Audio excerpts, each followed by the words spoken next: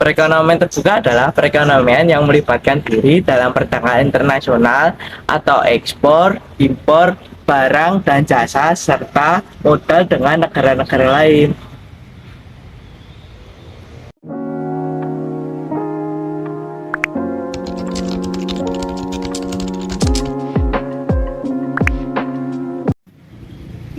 Dalam perekonomian terbuka, pengeluaran agregat meliputi 5 jenis pengeluaran, yaitu yang pertama adalah pengeluaran konsumsi rumah tangga atas barang-barang yang dihasilkan dalam negeri.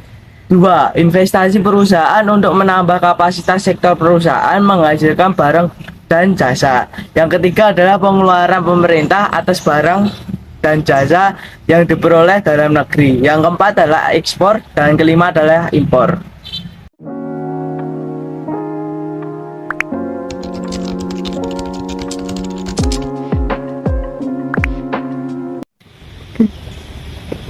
Berbicara tentang kebijakan fiskal dan kebijakan moneter berkaitan erat dengan kegiatan perekonomian 4 sektor, di mana sektor-sektor tersebut diantaranya yang pertama, rumah tangga.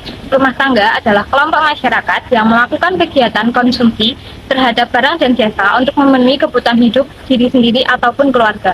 Yang kedua, perusahaan. Kegiatan produksi adalah usaha untuk menghasilkan barang dan jasa guna memenuhi kepentingan orang lain. Ditinjau dari pemiliknya, perusahaan ada yang dimiliki oleh pemerintah dan ada pula yang dimiliki oleh swasta, baik milik pribadi maupun milik bersama atau perseorangan. Yang ketiga, pemerintah.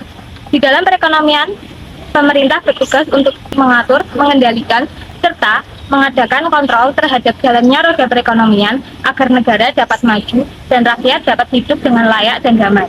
Yang keempat, luar negeri. Peranan masyarakat luar negeri dalam perekonomian sangat penting, apalagi dalam perekonomian yang mengglobal seperti sekarang ini.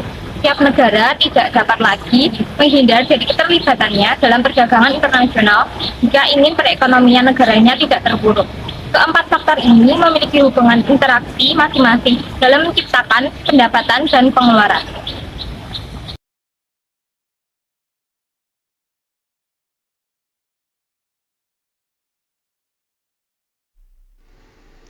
Kasus pada saat pandemi COVID-19, jumlah impor terhadap alat pelindung diri dan masker meningkat. Analisis 3-step view. Kurva apa yang bergeser karena mempengaruhi permintaan agregat dalam negeri, maka kurva yang bergeser adalah IS. Bergeser kemana? Karena terjadi pengurangan permintaan agregat, maka akan menggeser kurva IS ke kiri dari IS1 ke IS2. Apa yang terjadi akan menyebabkan meningkatnya permintaan dolar dan terjadi depresiasi atau melemahnya kurs rupiah. Agar terjadi kestabilan kurs, maka pemerintah harus memberikan obat dengan menurunkan pajak ekspor. Analisis 3-step view. Kurva apa yang bergeser? Kurva IS. Bergeser kemana? Ke kanan dari IS2 ke IS3. Apa yang terjadi? Masyarakat luar negeri akan membeli banyak produk dalam negeri yang menyebabkan penguatan kurs atau apresiasi.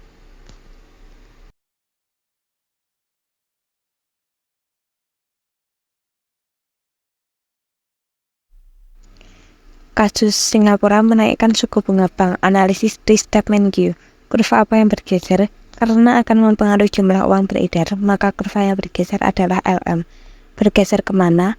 Jumlah uang beredar berkurang, maka akan menggeser kurva LM ke kiri dari LM1 ke LM2. Apa yang terjadi? Penurunan jumlah uang beredar akan meningkatkan suku bunga di Indonesia dan mengakibatkan peningkatan kurs rupiah atau yang disebut dengan apresiasi. Agar terjadi penstabilan kurs, maka pemerintah harus memberikan obat dengan menurunkan suku bunga. Analisis 3-step view. Kurva apa yang bergeser? Kurva LM. Bergeser kemana? Ke kanan, dari LM2 ke LM3. Apa yang terjadi? Penurunan suku bunga akan menyebabkan depresiasi. Hal ini mendorong pinjaman dan investasi yang membantu menstabilkan kurs.